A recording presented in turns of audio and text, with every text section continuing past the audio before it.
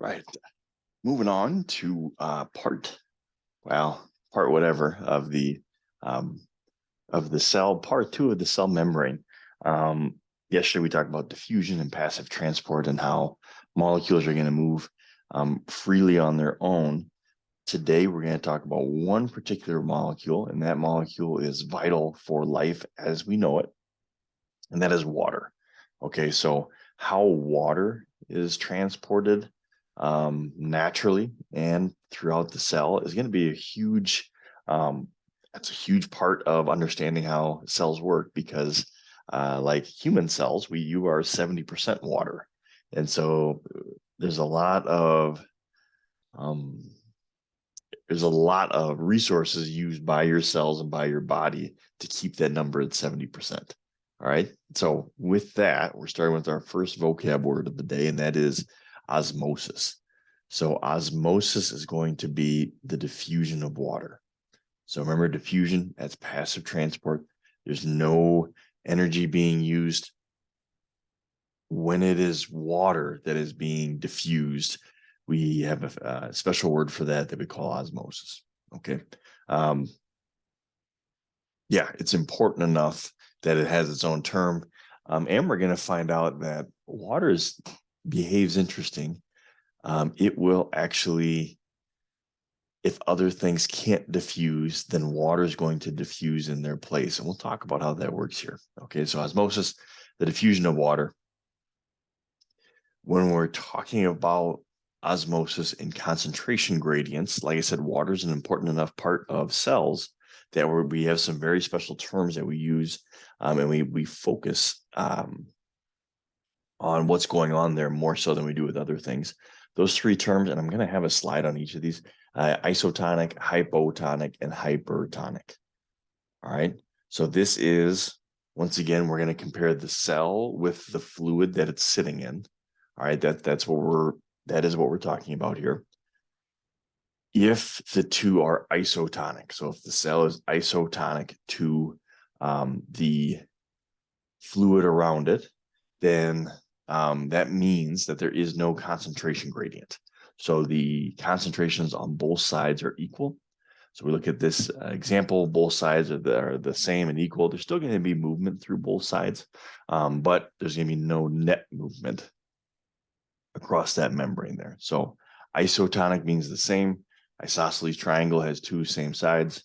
An iso play in football is both backs going through the same gap. So iso means same or similar. So that's how you help you remember that one. Next term, hypertonic. Okay, so if the fluid that your cell is sitting in, it could be your bloodstream, could be just the fluid that's surrounding it in your body. If it is more concentrated in stuff than body cells, we call it hypertonic. So, you're 70% water.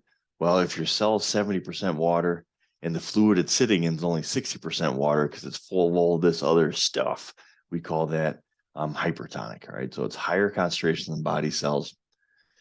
If you were to put a cell in this solution, it's going to shrivel up and it will lose water. Okay, this is where osmosis happens. So if you look at that drawing, that sketch down below, all right, there's definitely the green dots are more concentrated outside than they are inside. Well, the green dots might not be able to go through that membrane. Our next lesson, we're going to talk about kind of what things can and can't go through, but water can. And so to help balance those two things out, water is going to move in order to, work out that concentration gradient, and it'll shrivel up your cells in the process. There's this great experiment with an egg that we'll see if I have time to, set that up and run that for about 5 days for you. But anyway, so hypertonic, hyper meaning more. I always think of hyper people have more energy. So hypertonic, there's more stuff than what our cells have. The opposite of hypertonic is going to be hypotonic. All right. Hypotonic means lower concentration than body cells. So if you're suffering from hypothermia, your temperature is too low. Right. So I remember this one. Hypotonic is a lower concentration than body cells. Cells placed in a hypotonic solution will become turgid. That means that they're going to fill up and get plump, and eventually they're going to lyse or pop or blow up, however you want to phrase that there. That's why if you go to the hospital, all right, and they give you fluids and with an IV and all that stuff, they don't just put 100% water in that IV and pump it into your bloodstream. They could actually kill you. You know, had too much water, direct water in your bloodstream could cause your cells to pop. What they do is that is saline that's in there. So it's got just the right combination of salt so that it is isotonic to your bloodstream there.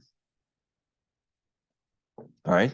And we've been kind of talking around this word here a little bit, but when we're talking about your cells and the idea that not everything can pass through, we call that permeability. And so if it is permeable to a substance, that means that substance can pass through. Impermeable means that that substance cannot pass through. All right. So think of it as like a screen door. All right. A screen door in the, you know, the back of your house is going to maybe let in the breeze, let in light, let in those kinds of things, but it's not going to let in bugs. It's not going to let in animals. And so there's some kind of almost like a filtering process as a way. We'll talk on our next bit here that your cell membrane acts the same way. It's kind of a little filter to the outside world that some things can pass through and some things cannot. So we call your cell membrane semi-permeable. That's what we call it. So a little bit on permeability there. Okay. Lastly here, do I want to end? Yeah, let's end here. Okay, so once again, how does this work with, sorry, died there. How does this work with osmosis? So once again, water is going to balance out. All right, water is going to move via osmosis and equal its concentrations out. So if solutes cannot move to even out the concentration gradients, then water will move to balance out that concentration gradient. Okay, so like I said, if those solids can't freely move, then water itself is going to move to make that happen. We can see that in a variety of different sketches. I think I like this last one the best. All right, so these are your red blood cells. They're jelly donut shaped. So in isotonic solutions, water is flowing in and out at the same rate. Hypertonic, water is moving out of the cell, trying to balance that its concentration. And hypotonic, they're filling up too much because they're trying to balance the concentration. And once again, this happens passively. That's just the laws of physics.